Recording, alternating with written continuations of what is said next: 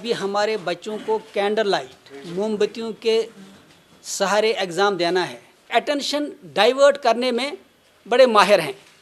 एक issue create किया गया कि स्कूल वाले किताबें और वर्दियां बेचते हैं पर्टिकुलर शॉप्स के थ्रू या अपने प्रेमाइस में, कि क्या ये प्रैक्टिस आज ही है कि पिछले 30-35 सालों से यहाँ जारी है।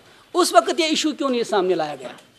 जब मिशनरी स्कूलों में ये किताबें खुले आम बेची गई तो उस वक्त मुझे बताई, उस वक्त हमने बाकायदा डायरेक्टरेट को लिखा, गवर्नमेंट को बताया कि this practice should be stopped. उस वक्त ये सरकार हरकत में क्यों नहीं आई?